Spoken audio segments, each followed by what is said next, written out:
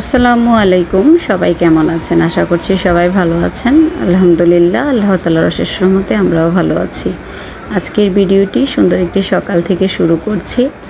সকালবেলা বাগানে এসে যখন ফুলগুলো দেখি তখন ইচ্ছে করে আপনাদের সাথে একটু শেয়ার করতে। অল্প অল্প ফুল ফুটে আছে, তবে বাগানের অনেক দিন থেকেই পরিচর্যা করা হচ্ছে না ওইভাবে, এটা হলো বিষয়। বাগানের পরিচর্যা করলে হয়তোবা আরও গাছ থেকে সুন্দর সুন্দর ফুল পাওয়ার আশা করতে পারবো। এত বেশি গরম পড়েছে ইদানিং, কোনো কাজকর্ম ওইভাবে মনোযোগ সহকারে করতে পারছি না। দেখা গিয়েছে যে অনেক ভোরে যেদিন উঠতে পারছি সেদিন কাজকর্মগুলো, যদি শরীর ভালো থাকে তাহলে সারাদিনের কাজকর্ম একসাথে গুছিয়ে ফেলার চেষ্টা করছি। আর চেষ্টা করছি এমন ধরনের তরকারি খাওয়ার জন্য যেন সহজেই হজম হয়ে যায় আর পেটের ভিতর গিয়েও ঠান্ডা লাগে। যদিও রিচ খাবার আমার ঘরে বাচ্চারা আমি অনেক বেশি পছন্দ করি, তবে এই গরমে হজম করাটা কিন্তু একটু কষ্টকর আর একটু অ্যাভয়েড করাই ভালো। তো প্রথমে আমি ঢেঁড়স ভাজি করে নিয়েছি, আর এখানে একটু আলু টমেটো দিয়ে আর আম দিয়ে ছোট মাছ দিয়ে একটু টক তরকারি রান্না করে নিচ্ছি। এই তরকারি নামানোর আগে নরসিংদীর ভাষায় বলে খাটাই হজ, আর এমনিতে সহজ ভাষায় হলো রাঁধুনি। যে মশলাটা আছে রাঁধুনি মশলাটা একটু গুঁড়ো করে নামানোর আগে দিয়ে দিলে ফ্লেভারটা খুব সুন্দর আসে টক তরকারিতে। কিছুদিন যাবৎ কি হচ্ছে, এই গরমের মধ্যে কিছু ভিডিও করতে চাইলেও আপনাদের সাথে ওইভাবে শেয়ার করতে পারছি না। দেখা যাচ্ছে যে একটা ব্লগ শুরু করতে যাচ্ছি, একটু রান্না বান্না ভিডিও করলাম, সারাদিনের কাজকর্মগুলো আপনাদের সাথে ওইভাবে শেয়ার করব। সেই মুহূর্তে হয় কি, গরমে এত বেশি অসুস্থ হয়ে পড়ছি, হয়তো ভিডিও করে রেখে দিচ্ছি, ভয়েস ওভার দিতে পারছি না বা ভিডিওই করতে পারছি না। সেই কারণে আপনাদের সাথে ইদানিং রেগুলার ওইভাবে ভিডিও শেয়ার করা হচ্ছে না, সেই কারণে আমি আন্তরিকভাবে দুঃখিত। এখানে একটু ছোলার ডাউল রান্না করে নিচ্ছি মুরগির মাংস দিয়ে, পরোটা বা লুচি দিয়ে বাচ্চাদেরকে দিয়ে দিব। কলকাতায় এই খাবারটা দেখেছি খুব বেশি ফেমাস, আর দেখলে ভালো লাগে। মাঝে মধ্যে বাচ্চারা বলে আম্মু রান্না করো। প্রথমে মাংসটাকে আমি ভালোভাবে কষিয়ে নিয়েছি, তারপর সাথে ছোলার সাথে যে আলুটা সিদ্ধ করেছিলাম সেই আলুটা দিয়ে সামান্য কিছুক্ষণ কষিয়ে তারপর ছোলার ডাউলটা দিয়ে দিব। একটু মাখা মাখা করে রান্না করব। নামানোর আগে কাঁচা মরিচ ধনিয়া পাতা দিয়ে নামিয়ে নিব। আর চাইলে আপনারা এখানে চাট মশলাও ব্যবহার করতে পারেন। নামানোর আগে একটু সালাদ দিয়ে পরিবেশন করলেন, একটু লেবু সালাদ, তো এভাবে খেতে কিন্তু ভালোই লাগে। আর এই গরমের মধ্যে দেখা গিয়েছে এই ডাউলটা যদি আপনারা শুধু এমনিতেও পরিবেশন করেন লুচি বা পরোটা ছাড়া, সেক্ষেত্রেও খেতে ভালো লাগবে। শুধু একটু লেবুর রস হলেই একদম চটপটা হয়ে যাবে, আর উপর একটু চাট মশলা দিয়ে দিলেই হবে।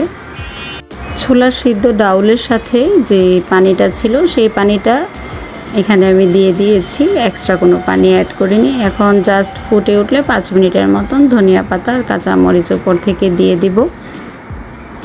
আর এখানে একটা টেস্ট মেকার অ্যাড করছি, এটা ইচ্ছে করলে আপনারা স্কিপও করতে পারেন। আর ম্যাগির যে ম্যাজিক মশলাটা আছে সেটা আপনারা অ্যাড করতে পারেন, সেটা দিলেও খেতে ভালো লাগে।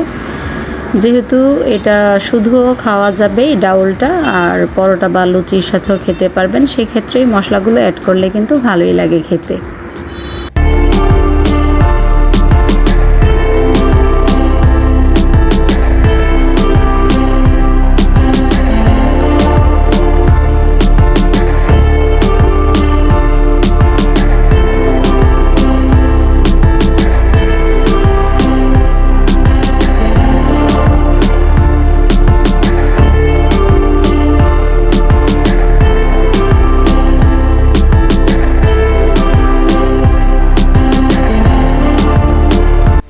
ছোলার ডাউলটা তো রান্না হয়ে গিয়েছে, তো আরেক দিক থেকে আমি এখন পরোটাটা ভেজে নিচ্ছি। একদম গরম গরম পরোটা বা লুচির সাথে পরিবেশন করলে খেতে ভালো লাগে। আর পরোটা বা লুচি হোক একটু গরম গরমই আমার কাছে ভালো লাগে, মচমচা থাকে, নয়তো বা পরবর্তীতে ওই টেস্টটা কিন্তু আর পাওয়া যায় না। তো বাচ্চারা যখন চাচ্ছিল তখনই আমি একদম ফ্রেশভাবে ওদেরকে পরোটাটা ভেজে দিচ্ছিলাম, যেন ওরা খেয়ে আনন্দ পায়, ভালো লাগে ওদের কাছে।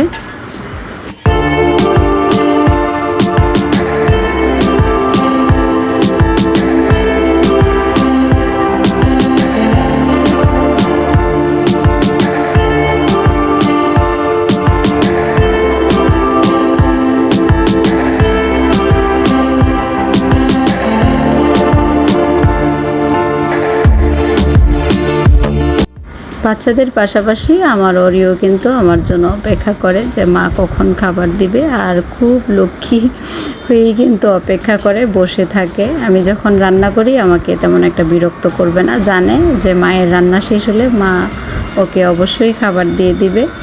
জানলার পাশে বসে চাঁদটাকে দেখছিলাম, একবার মেঘে ঢেকে দিচ্ছিল আবার মেঘ সরে যাচ্ছিল।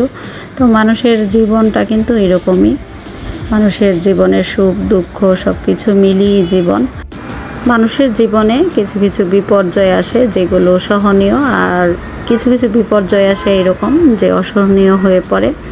সেগুলোর মোকাবেলা করতে গেলেও দেখা যায় যে ইচ্ছে না থাকলেও আপনাকে সেখানে চলে যেতে হয়।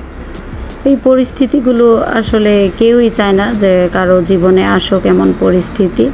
তারপরও যদি মানুষ আপনাকে বাধ্য করে যে এমন পরিস্থিতিতে নেমে যাওয়ার জন্য, তো সেক্ষেত্রে কিছুই করার থাকে না, আল্লাহর উপর ভরসা করে সেদিকে এগিয়ে যেতে হয়। মানুষের মন মানসিকতা বর্তমান যে হিংস্রতায় এসে দাঁড়িয়েছে, আসলে আমরা যে কোনো কাজ যদি করি একটু ভেবেচিন্তে করি সেক্ষেত্রেই আমাদের জন্য ভালো। কারণ পশুর সাথে তো আর আপনি পশু হতে পারবেন না। একটা হিংস্র মানুষের সাথে যদি আপনি যুদ্ধে জড়িয়ে যান সেই ক্ষেত্রে আপনাকেও সেই পর্যায়ে নেমে যেতে হয় বা আপনাকে অনেক বেশি হয়রানির শিকার হতে হয়। জীবনটা আমরা অনেক সুন্দর চোখেই দেখি, সুন্দরভাবে কাটানোরই চেষ্টা করি। আর যে যত বেশি আমি দেখেছি জীবনে নীরব থাকতে পছন্দ করে, একটু ভালো থাকার চেষ্টা করে, তার জীবনে মনে হয় বিপর্যয়টা বেশি নেমে আসে। আপনাদের সাথে বাকি গল্প একটু পর শেয়ার করছি। গ্রামের বাড়িতে এসেছি, গ্রামের বাড়িটা আসলে ভাড়া দেওয়া ছিল, এখন বর্তমান ভাড়াটিয়া নেই, তো সে কারণেই এসেছি। নতুন করে আবার একজনকে ভাড়া দেওয়া হবে, পাশাপাশি বাড়িটা একটু ঠিকঠাক করব, এগুলো সব মিলিয়ে বাড়িতে আসা আর কি। তো বাড়ি থেকে ফেরার পথে আবার আমরা একটু রাস্তায় খাওয়া দাওয়া করে নিচ্ছি। আপনাদের সাথে ওইভাবে আর এই ভিডিওতে সব কিছু ডিটেলসে শেয়ার করতে পারলাম না, কারণ একটু ব্যস্ততা নিয়ে এসেছিলাম একটু কাজকর্ম করার জন্য। তো বাড়ির কিছু কাজ ছিল আর কি পার্সোনাল, তো সেগুলো শেষ করে এখন খাওয়া দাওয়া করে আবার বাড়ির দিকে রওনা হচ্ছি। এবারের ঈদের আনন্দ কিন্তু কাটতে না কাটতেই আমার কানে একটা খারাপ সংবাদ আসে যে আমাদের বাড়ি জবর দখলের চেষ্টা করছে কিছু দুর্বৃত্তরা। তো আমি এলাকার মুরব্বীদের সাথে কিছু পরামর্শ করি, পাশাপাশি আইনের আশ্রয়ও নেই, কারণ আমার মনে হয় যে এখানে শক্ত পদক্ষেপ না নিলে হয়তো বা আমাদের জন্যই পরবর্তীতে ক্ষতির কারণ হয়ে দাঁড়াতে পারে। তো এসব বিষয় চিন্তা করে তারপর সব কিছু সবার সাথে কথা বলে রওনা দিয়ে দিই আল্লাহর নাম করে। তো সেখানে যাওয়ার পর সবাই আমাদের পক্ষেই ছিল, যেহেতু বাড়িঘর আমাদের কেমনও বলা হয়েছিল আপনাদের বাড়িঘরে যেহেতু এরকম ধরনের আচরণ করেছে, আপনারা একটা ব্যানারটা নিয়েছে আর কি অবৈধভাবে কিছু লেখা দিয়ে, তো বলেছে সেটা আপনারা খুলে ফেলে দেন, কেউ কিছু বলার নেই এখানে যে আপনাকে কেউ কোনো ধরনের কোনো প্রশ্ন করবে কিছু বলবে এরকম না।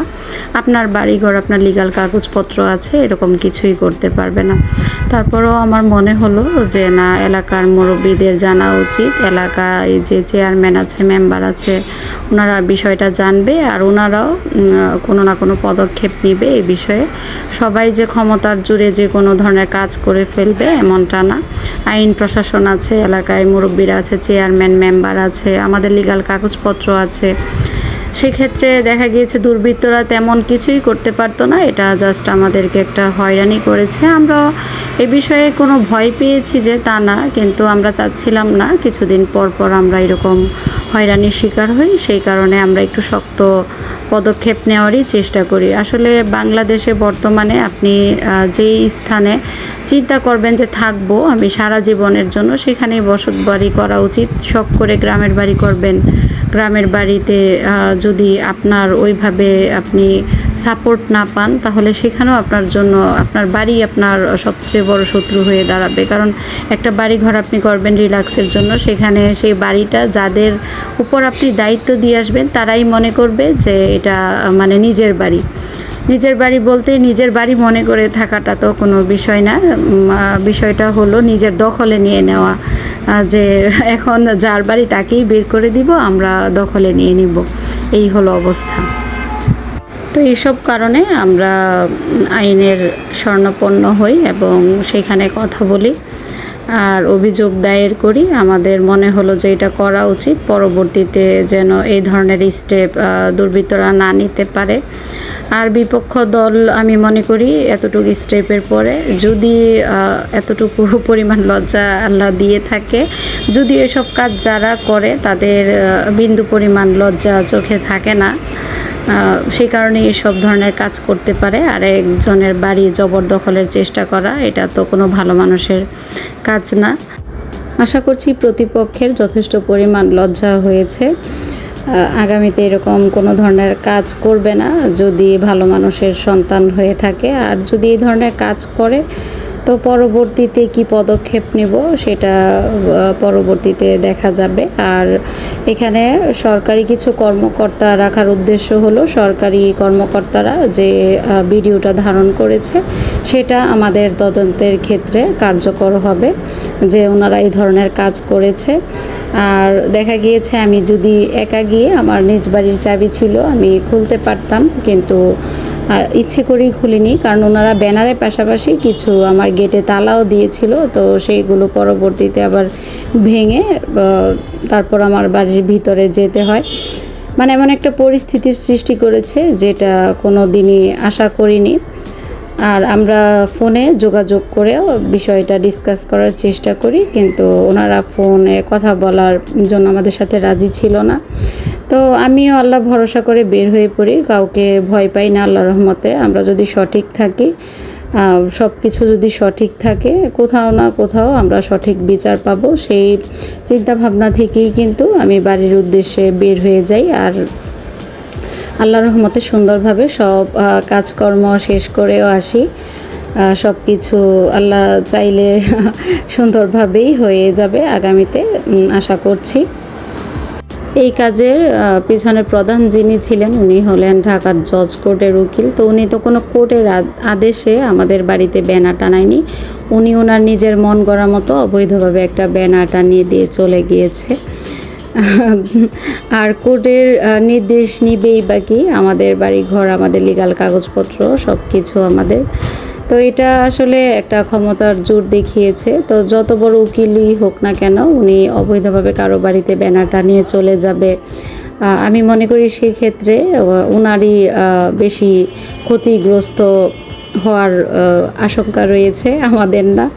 কারণ এই সব ধরনের কাজ করলে আসলে হাস্যকর হয়ে যায়। যত ক্ষমতাই থাকুক না কেন, আপনার একটা সব মানুষেরই একটা দায়রার ভিতরে থেকে তার কার্যক্রমগুলো করতে হয়। এখন যদি আপনি আপনার দায়রা ছাড়িয়ে কাজকর্ম করেন তাহলে কিন্তু মানুষ আপনাকে মূল্য দিবে না। মানুষ তার কর্মের কারণেই নিচে নামে, আর মানুষ তার কর্মের কারণেই উপরে ওঠে। আর সম্মানটা হলো আরেক বিষয়। সম্মান যে আপনি টাকা পয়সা হলেই, অনেক বেশি টাকা পয়সা থাকলেই আপনাকে মানুষ সম্মান করবে এমনটা না। সম্মানটা অর্জন করে নিতে হয়। যাকে মানুষ সম্মান করে তার অনেক বেশি টাকা পয়সা থাকা লাগে না, এমনিতেই সম্মান করে তার ভালো কর্মের কারণে, তার ভালো কাজের কারণে। তো সেই বিষয়গুলো আসলে মানুষকে বোঝা উচিত যে আমি অনেক শিক্ষিত হলাম, অনেক শিক্ষা নিয়ে অনেক বড় অফিসার হয়ে গেলাম, কিন্তু মনুষ্যত্ব বোধটা আমার ভিতরে কাজ করলো না। ভালো মন মানসিকতা নিয়ে আমি বাকি জীবনটা কাটাতে পারলাম না, বা মানুষের জন্য ভালো কিছু করতে পারলাম না। এমন শিক্ষার আমি মনে করি যে কোনো মূল্য নেই।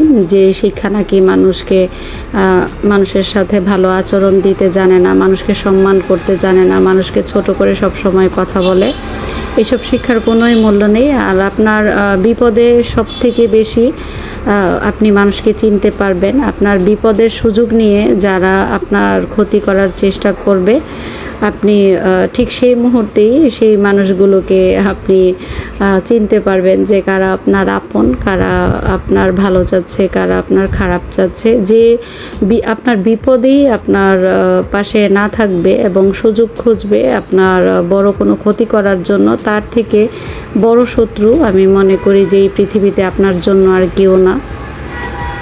কিছু মানুষের চোখ দিয়ে পানি বের হয় কষ্টের কারণে, আর কিছু মানুষের চোখ দিয়ে পানি বের হয় যখন তার অহংকারের দাম্ভিকতা ভেঙে দেওয়া হয়। তো সব চোখের পানির মায়া কিন্তু আসলে করা যায় না।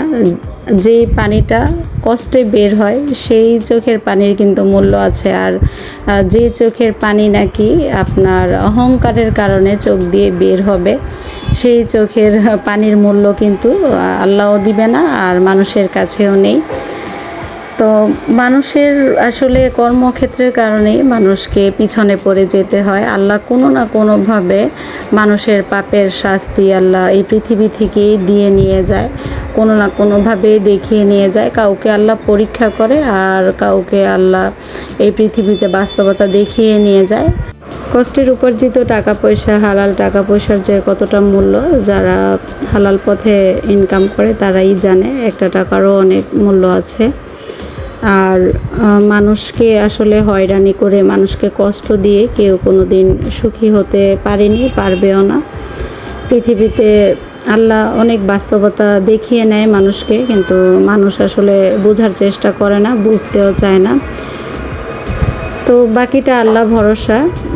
জানি না আসলে কোনো দিন মানুষের সাথে ওইভাবে মানুষের হক নষ্ট করার চিন্তা ভাবনা কোনো দিনই আমরা রাখি না, আর রাখবো না। নিজের যতটুকু আছে ততটুকু নিয়েই বেঁচে থাকার চেষ্টা করেছি আর করব। আপনার যদি কাউকে হেল্প করার ইচ্ছে থাকে, আপনি কিছু সাহায্য করে দিবেন, কিন্তু এমন দয়া করবেন না যে দয়াতে পরবর্তীতে আপনাকে অনেক বেশি হয়রানির শিকার হতে হয়। নিজের বাড়ির ভিতরে কাউকে দয়া করে আশ্রয় দিয়ে থাকতে দিবেন না, কারণ এইসব বিষয়গুলো হয় কি পরবর্তীতে অনেক ঝামেলার সৃষ্টি করে। আমার বাবার বাড়ির পাশেও আমি কিছুদিন আগে দেখেছি একজনকে আশ্রয় দিয়েছিল, অনেক বছর ওনার জমিতে ছিল। একটা পর্যায়ে এসে ওনারা দাবি করে যে এটা নিজেদের জমি। যাদের আশ্রয় দিয়েছিল তারা দাবি করে যে ওদের জমি সেটা, কিন্তু আসলে সব কিছু তো আর দাবি করলে পারা যায় না। জমির যে মালিক, ওনার লিগ্যাল কাগজপত্র ছিল এবং উনি কোর্টে লিগ্যাল অ্যাকশন নেয়, সাথে সাথেই সেখান থেকে ওদের উচ্ছেদ করে দেওয়া হয়। আর ওনারা যদি এই ধরনের কাজ না করতো, জমির যে মালিক ছিল তিনি কিন্তু ওনাদেরকে ভালো একটা অ্যামাউন্ট দিয়ে হেল্প দিয়ে এখান থেকে বের হওয়ার কথা বলেছিল, কিন্তু বেশি লোভ করতে যে পরবর্তীতে আর কিছুই পায়নি, না সাহায্য পেয়েছে না টাকা পেয়েছে, আর অপমান হয়ে বের হতে হয়েছে। আসলে মানুষকে সাহায্য করতে গিয়েও কিন্তু বিপদে পড়ে। তো সেই কারণে একটু খেয়াল রাখবেন, এত বেশি দয়াবানও হয়ে যাবেন না যে নিজেই পথের ভিখারি হয়ে যেতে হবে আর পথে পথে হয়রানির শিকার হতে হবে। মানুষকে সবসময় একটা দায়রার ভিতরে থেকে তার সম্পর্কগুলো সব কিছু ঠিক রাখতে হয়, নয়তো বা পরবর্তীতে নিজেরই ক্ষতির কারণ হয়ে দাঁড়ায়। সব মানুষ যে একরকম সেটা না, কিন্তু আপনি যদি দেখেন আপনার আশেপাশের মানুষগুলোর আচরণ পশুর মতন, সেক্ষেত্রে আপনাকে কিন্তু একটু সতর্কতা অবলম্বন করতে হবে। কারণ মানুষ সব জায়গায় সব ক্ষেত্রে কিন্তু ভালো না। দেখা গিয়েছে যে আপনি অনেক বেশি মায়া করলেন, আপনি হেল্প করলেন, পরবর্তীতে সেই মানুষগুলোই আপনাকে অনেক বড় বড় আঘাত করে বসলো, আর আপনার জীবনের সব থেকে বড় ক্ষতির কারণ হয়ে দাঁড়ালো। সেই পরিস্থিতির জন্য কিন্তু একরকম আমরাও দায়ী হয়ে যাই, কারণ আমরা মানুষকে যত বেশি লোভ দেখাবো, মানুষ কিন্তু ততটাই লোভী হয়ে পড়ে। আপনাদের সাথে গল্প করতে করতে আজকে অনেক কথা বলে ফেললাম। যদি কারো কাছে খারাপ লেগে থাকে তাহলে আন্তরিকভাবে দুঃখিত। তো এদিকে গল্প করতে করতে কিন্তু পদ্মা সেতুর উপরে চলে এসেছি। তো সেতুটা যাওয়ার পথে আপনাদের সাথে আর ওইভাবে শেয়ার করতে পারিনি, একটু টেনশনে শরীরটা খারাপ ছিল। তো এখন একটু আপনাদের সাথে শেয়ার করে দিচ্ছি।